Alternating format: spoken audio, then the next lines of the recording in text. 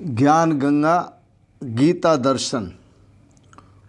पूर्व प्रसंग में आप श्रवण कर रहे थे, प्रकृति के संग से पुरुष को नाना प्रकार के भोग और नाना प्रकार की योनियों की प्राप्ति।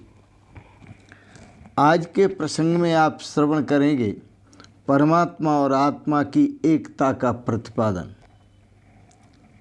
गीता दर्शन अध्याय 13 श्लोक 22। उपद्रष्टानुमन्ता च भर्ता भोक्ता महेश्वरः परमात्मेति चाप्युक्तो देहे अस्मिन् पुरुषः परः। भगवान श्री कृष्ण कहते हैं, अर्जुन, अस्मिन् देहे अपि स्थितः पुरुषः, इस देह में स्थित रहते हुए यह जो पुरुष है परः, यह देह से परे है, और यह जो पुरुष है आत्मा है, यह परमात्मा ही है। आत्मा और परमात्मा दो नहीं, एक ही है। इस शरीर में स्थित, क्षेत्र में स्थित, शरीर में स्थित, प्रकृति में स्थित, क्योंकि शरीर प्रकृति का स्वरूप है।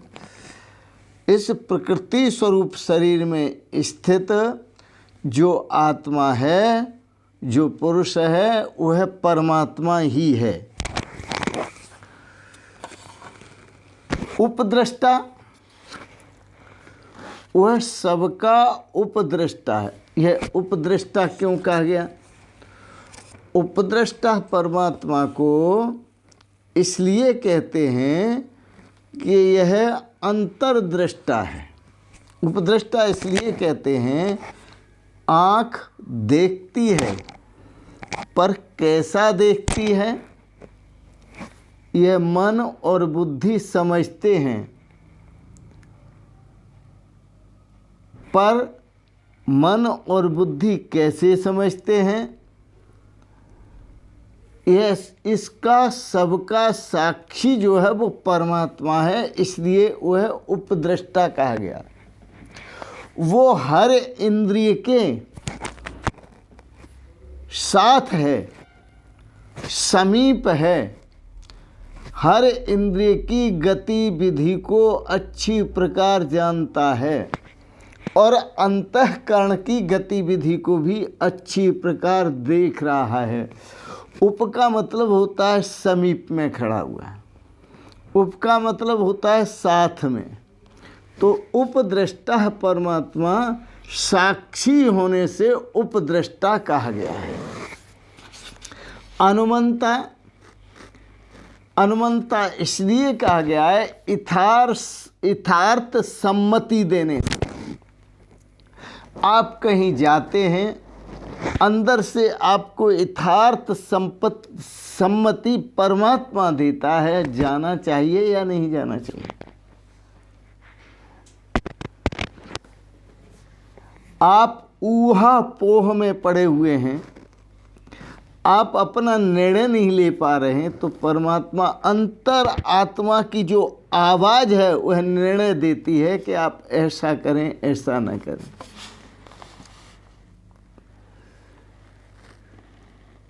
हर व्यक्ति को, हर पुरुष को अंदर से आवाज़ आती है, चोरी करना बुरा है और इसका परिणाम भी बुरा है, पकड़े गए तो क्या होगा, ये सब अंतर की आवाज़ उठती है। अब तुमने क्या करना है उसकी सलाह भी, निर्णय भी वो देता है, पर आप मन के गुलाम होने पर, आप इंद्रियों के गुलाम होने पर, मन और इंद्रियों के गुलाम होने के कारण आप पिटते हैं। अंतर आत्मा की आवाज़, सम्मति, अनुमति स्वीकार करें तो पिटने से बच सकते हैं, दुख की खाइयों से बच सकते हैं, बंधन की खाइयों से बच सकते हैं। उपद्रष्टा, अनुमंता तो भगवान यथार्थ सम्मति देने वाला होने से अनुमंता कहा गया। भर्ता, और भगवान को कहते हैं भर्ता। भर्ता का अर्थ होता है भरण पोषण करने वाला, सबका भरण पोषण करने वाला होने से परमात्मा भर्ता कहा जाता है। दिखाई नहीं देता, कहीं नजर नहीं आता, लेकिन सबका भरण और पोषण करता है परमात्मा, इसलिए वह भर्ता कहा जाता है। भोक्ता, परमात्मा को भोक्ता भी कहते हैं। जीव रूप से परमात्मा भोक्ता है, इस शरीर के अंदर स्थित है और इस शरीर के अंदर स्थित रहते हुए सारे स्वाद वही ले रहा है, वही जानता है। ब्रह्मा आदि की भी स्वामी होने, ब्रह्मा आदि का भी स्वामी होने से महेश्वर कहा जाता है। और उस महेश्वर परमात्मा को शुद्ध सच्चिदानंद घन ब्रह्म होने से परमात्मा कहा गया है, ऐसा कहा गया है। वो यहाँ पर विचार करते हैं कि परमात्मा उपद्रष्टा है, परमात्मा अनुमंता है, परमात्मा भर्ता है, परमात्मा भोक्ता है, परमात्मा महेश्वर है, और उसे परमात्मेति चाप्युक्तो, उसे ही परमात्मा कहते हैं। देहे अस्मिन पुरुष पर है, वह परमात्मा कहाँ है? बोले इसी देह में है। देहे अस्मिन, ये भगवान कहते हैं, इसी देह में है। वह परम पुरुष परमात्मा जो है इसी देह में विराजमान है। देख देख देख देख देख देख देख, देखने वाले को देख, दिखने वाले को नहीं, देखने वाले को देख, और ऐसा देख, ऐसा देख कि मिट जाए द्वितीया रह जाए एक। देख देख देख, देखने वाले को देख, और ऐसा देख कि मिट जाए द्वितीया रह जाए एक। उपद्रष्टा अनुमंता च भर्ता भोक्ता महेश्वरः परमात्मेति चाप्युक्तो देहे अस्मिन् पुरुषः परः। वह परम पुरुष परमात्मा इसी देह में विराजमान है। उपद्रष्टा अनुमंतैस आत्मा, अभी परमात्मा की बात कर रहे थे। वेद कहता है उपद्रष्टा अनुमंता एषः आत्मा। उपद्रष्टा आत्मा है, अनुमंता आत्मा है, साक्षी आत्मा है, भर्ता आत्मा है, भोक्ता आत्मा है, परमात्मा आत्मा है, महेश्वर आत्मा है। भगवान श्री कृष्ण ने जो कहा है वह वेद सम्मत कहा है। तो उपद्रष्टा अनुमंतैसः आत्मा, यह आत्मा ही उपद्रष्टा है, यह आत्मा ही अनुमंता है, यह आत्मा ही साक्षी है, यह आत्मा ही भर्ता है, यह आत्मा ही भोक्ता है, यह आत्मा ही परमेश्वर है, और यह आत्मा ही परमात्मा है। साक्षी चेतः केवलो निर्गुणश्च, यह साक्षी है, चेतन है, कैवल्य स्वरूप है और निर्गुण स्वरूप है।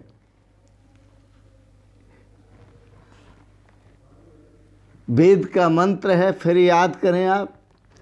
ओम एको देवः सर्वभूतेषु गूढ़ः सर्वव्यापी सर्वभूतांतरात्मा कर्माध्यक्षः सर्वभूताधिवासः साक्षी चेतः केवलो निर्गुणश्च। एको देवः, देव एक ही है।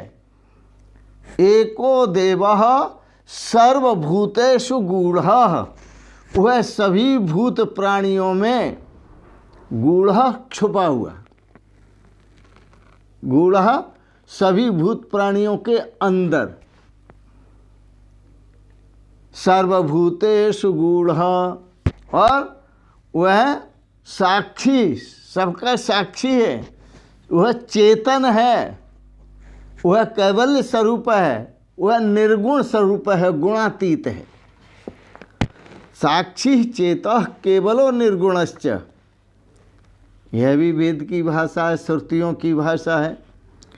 व्यक्ता अव्यक्तम भरते विश्वमीशः, वह परमात्मा चर अचर का पोषण करता है। व्यक्त अव्यक्त जो भी है संसार में, प्रगट अप्रगट, सबका वह पोषण करता है। और समस्त अध्यस्त भूत वर्ग, समस्त अध्यस्त चर अचर भूत वर्ग सब परमात्मा में ही अध्यस्त हैं। सबको परमात्मा सत्ता देता है, स्फूर्ति देकर भरण पोषण करता है सबका भगवान।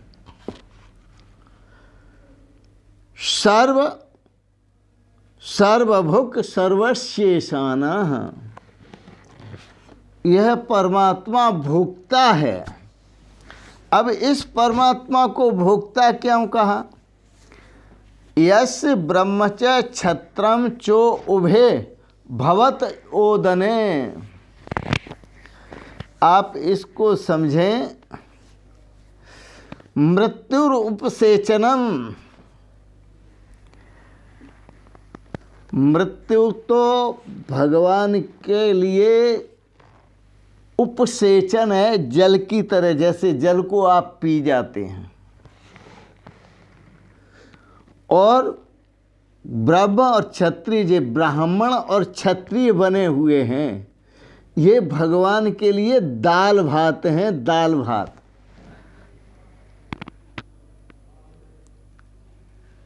यह मैं नहीं कह रहा, यह वेद कहते हैं।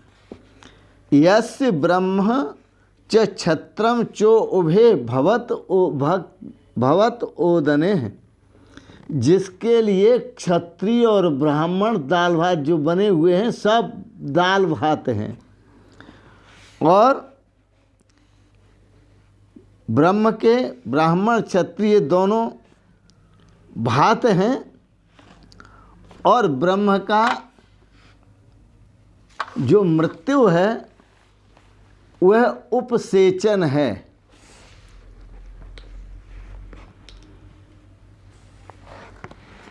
मृत्युर उपसेचनम, वेद में ऐसा वाक्य आता है।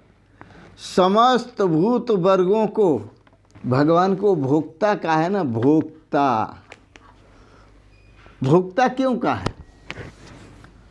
भगवान को भोक्ता इसलिए कहा है कि समस्त भूत वर्गों को अपने में समा लेता है।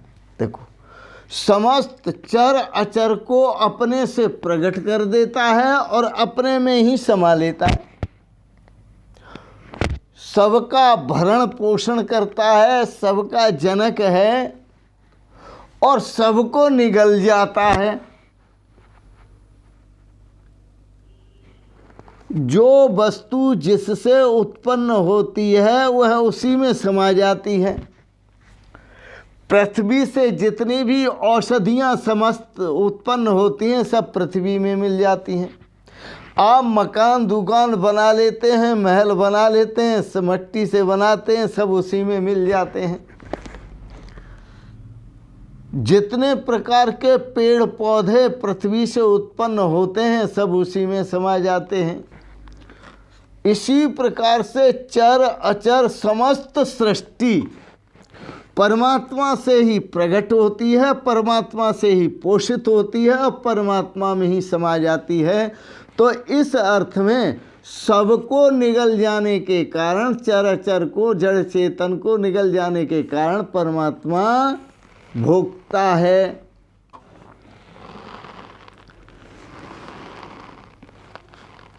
महतो महीयान तमीसुराणाम परमम महेश्वरम, वह महान से भी महान है, वह ईश्वरों का भी परम ईश्वर है।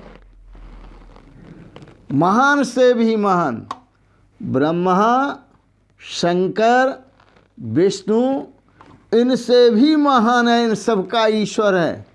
वह कारण का भी महाकारण है, परम कारण है। असंगो ही अयम पुरुषः,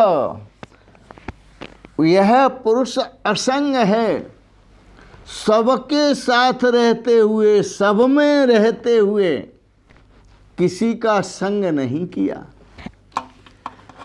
आपने श्रीमद् भागवत की कथा सुनी है, मुझे भी बड़ी अच्छी लगती है,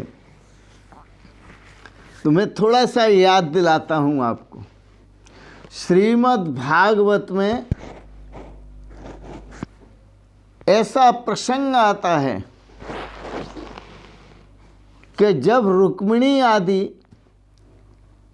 या ब्रज की गोपिकाओं ने भगवान को कहा कि आपके गुरुदेव कौन हैं, भगवान बोले, भगवान श्री कृष्ण बोले, मेरे गुरुदेव जो हैं ज्ञानदाता दुर्वासा ऋषि हैं। श्री श्री 1008 सतगुरुदेव भगवान दुर्वासा ऋषि, महाज्ञानी। गोपिकाएं बोली, प्रभु फिर उनको भोजन करा दें एक दिन, आपकी आज्ञा हो तो। बोले हाँ हाँ ले जाओ। भोजन बना करके जब चली तो जमुना जी बाढ़े थी, बहुत उफन कर चल रही थी। आई भगवान के पास, बोले हम जाएं कहाँ, कैसे? वो जमुना जी तो इतना बाढ़े हैं, इतना उफन रही हैं कि रास्ता ही नहीं मिल रहा हमें। भगवान श्री कृष्ण ने कहा जाओ, जमुना जी को कह देना तुम उपाय पूछती हो तो मैं बता देता हूँ। जमुना जी को कह देना कि भगवान श्री कृष्ण आजन्म ब्रह्मचारी हैं, कभी किसी नारी का स्पर्श नहीं किया, तो आप हमें जगह दे दो।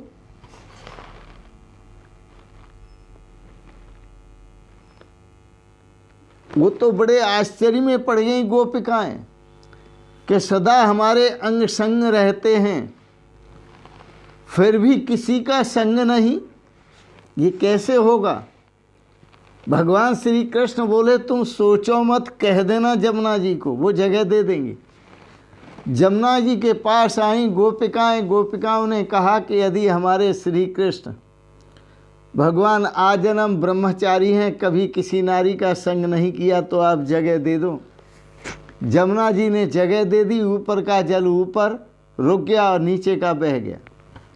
गोपिकाएं निकल कर गईं और जाकर दुर्वासा ऋषि को भोजन कराने लगी, जल पुनः बहने लगा। भोजन भी ले गई थी महाराज, एक डलिया भर के, बड़ा पात्र भर के, जैसे भगोना भर के, खीर है, पूड़ी है, सब्जी है। दुर्वासा ऋषि, सतगुरुदेव भगवान दुर्वासा ऋषि को भोजन कराया। महाराज वो पूरा का पूरा भोजन डकार गए। उन्होंने देखा शायद भूखे रह गए हों, लेकिन संत कभी भूखे नहीं रहते। ये परमात्मा के लाडले लाल हैं। थोड़ा गोपिकाएं मुंह लटका कर वहाँ से आज्ञा मांगती हैं, बोले महाराज चलें, क्योंकि वहाँ कुछ रहा नहीं, सब डकार गए, दुर्वासा ऋषि सब खा गए। दुर्वासा ऋषि ने कहा हाँ हाँ जाओ, भगवान की सेवा में उपस्थित हो जाकर। गोपिकाएं आती हैं तो जल फिर चल रहा है, जमुना जी उफन के चल रही हैं। सोचा उधर से तो आ गए, अब इधर से कैसे जाएं।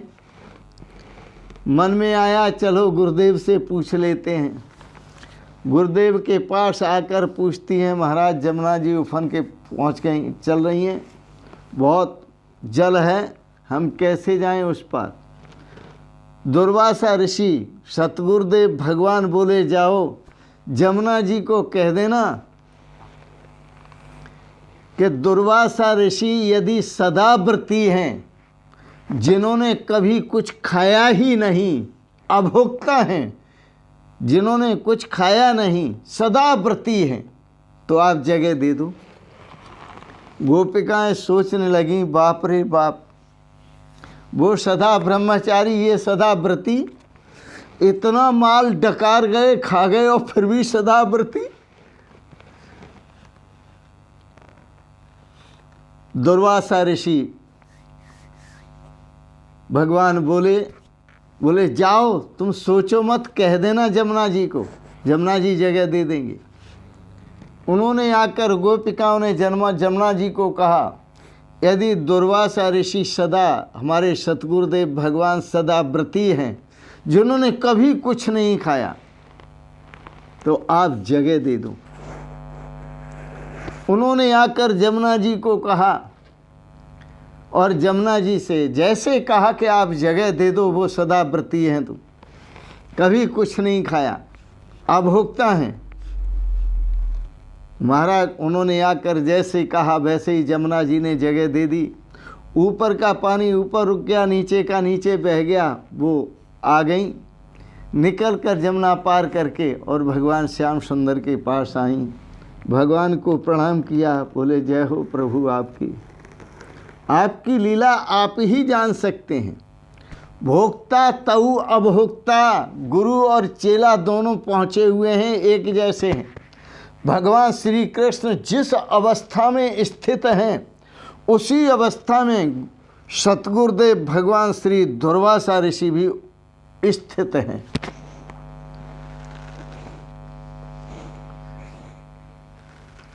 पहुंचे हुए संत महापुरुष हैं। तो उपद्रष्टा अनुमंता च भर्ता भोक्ता महेश्वराः, तो भगवान जो हैं वह अभोक्ता हैं, असंगो ही अयम पुरुषः, वह सदा असंग हैं। 16,108 गोपिकाओं के साथ रहने पर भी, संग रहने के पर भी असंग हैं, किसी का संग नहीं किया। प्रकृति परः, वो परमात्मा जो हैं वो प्रकृति से परे हैं। आत्मा और परमात्मा एक ही है। आत्मा और परमात्मा ये प्रकृति से परे हैं। प्रकृति ही व्यक्त, अव्यक्त से परम परे, परम पुरुष परमात्मा है। उसी परमात्मा का आप ध्यान करें और इसी भाव से करें, आत्मा और परमात्मा एक है। बोलो सोहम शिवोहम, शिवोहम शिवोहम, यही मुख से बोलो शिवोहम शिवोहम, यही मुख से बोलो। शिवोहम शिवोहम यही मुख से बोलो। शिवोहम शिवोहम यही मुख से बोलो। सदा सच्चिदानंद में मस्त डोलो। सदा सच्चिदानंद में मस्त डोलो। शिवोहम शिवोहम यही मुख से बोलो। शिवोहम शिवोहम यही मुख से बोलो। भरा मैल मन के जो अंदर दिनों का। भरा मैल मन के जो अंदर दिनों का। भरा मैल मन के जो अंदर दिनों का। भरा मैल मन के जो अंदर दिनों का। बहुत दिनों का मैल भरा हुआ है मन के अंदर।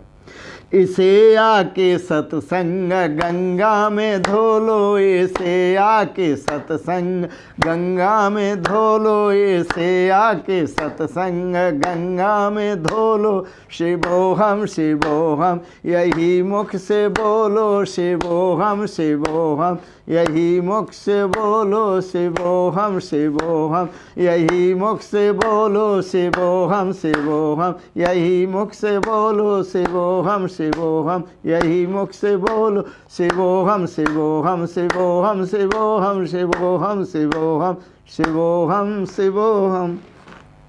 बोलो सच्चिदानंद भगवान की जय। बोलो सतगुरुदेव भगवान की जय। बोलो कृष्ण भगवान की जय। शिवोहम शिवोहम शिवोहम। आज के प्रसंगत गीता पर अपने भाव सुंदर श्रवण किए, इसके लिए बहुत बहुत अनुग्रहित हैं। और आपको अच्छे लगे इनको सब्सक्राइब करें, लाइक करें और शेयर करें। इन शब्दों के साथ ही आप सबके परम पवित्र श्री चरण कमलों में सादर प्रणाम करते हुए ओम शिवोहम शिवोहम शिवोहम।